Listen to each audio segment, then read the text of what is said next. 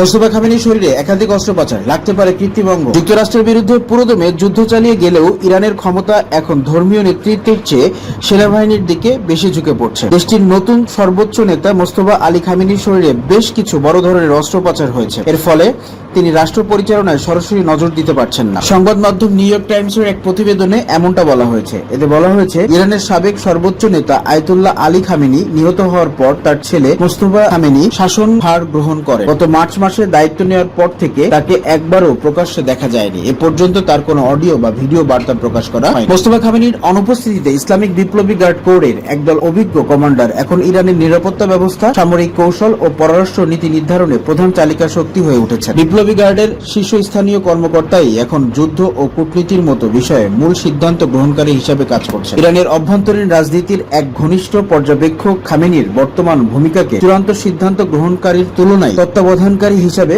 বর্ণনা দিয়েছেন। তিনি একে একটি কর্পোরেট প্রতিষ্ঠানের পরিচালনা পর্ষদের কাঠামোর সঙ্গে তুলনা করেছেন, যেখানে গুরুত্বপূর্ণ সিদ্ধান্ত যৌথভাবে নেওয়া হয়। গত 28 ফেব্রুয়ারি আয়াতুল্লাহ আলী খামেনির বাসভবনে যুক্তরাষ্ট্র ও ইসরায়েলি বাহিনীর হামলায় তার পরিবারের বেশ কয়েকজন সদস্য নিহত হয়। ওই হামলায় মোস্তফা নিজেও গুরুতর আহত হয়। তখন থেকেই মোস্তফার সঙ্গে কারো সাক্ষাতের উপর কঠোর বিধিনিষেধ আরোপ করা হয়েছে।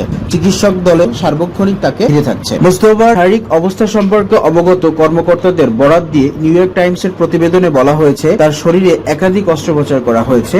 এর মধ্যে একটি পায়ে 3টি অস্ত্রোপচার করা হয়েছে। তার একটি কৃত্রিম পা লাগানোর প্রয়োজন হতে পারে বলে ধারণা করা হচ্ছে। তার একটি হাতেও অস্ত্রোপচার করা হয়েছে। ধীরে ধীরে সেটির কার্যক্ষমতা ফিরে পাচ্ছে। ওই প্রতিবেদনে বলা হয়েছে, মোস্তফা খামেনির মুখ ও ঠোঁট মারাত্মকভাবে পুড়ে গেছে। এর ফলে তার কথা বলতে কষ্ট হচ্ছে। এজন্য আরো প্লাস্টিক সার্জারি করা হতে পারে। তবে এসব আঘাত সত্ত্বেও ইরানের কর্মকর্তারা জানিয়েছে মানসিকভাবে সম্পূর্ণ সজাগ আছে। দূর থেকেও তিনি রাষ্ট্র পরিচালনায় যুক্ত আছে। এমনকি স্বনামধন্য হার্ট সার্জন ও ইরানের বর্তমান প্রেসিডেন্ট মাসুদ পেজেশকিয়ান এবং দেশটির স্বাস্থ্যমন্ত্রী মোস্তফা খামেনির চিকিৎসার সঙ্গে সরাসরি যুক্ত আছেন। তবে উচ্চপদস্থ সামরিক কমান্ডাররা তার সঙ্গে সরাসরি দেখা করার বিষয়টি এড়িয়ে চলছেন, কারণ তাদের যাতায়াতের কারণে ইসরায়েলি গোয়েন্দাদের কাছে মোস্তফার গোপন অবস্থানের তথ্য ফাঁস হয়ে যেতে পারে। যোগাযোগের মাধ্যমগুলো সীমিত হয়ে পড়ায় মোস্তফার কাছে বার্তা পৌঁছানোর জন্য বিশেষ বার্তা বাহকদের একটি নেটওয়ার্ক ব্যবহার করা হচ্ছে। সড়ক ও মহাসড়ক পাড়ি দিয়ে বার্তাগুলো তার অজ্ঞাত স্থানে পৌঁছানো হয়। মোস্তফার জবাবও একই গোপন পথ ধরে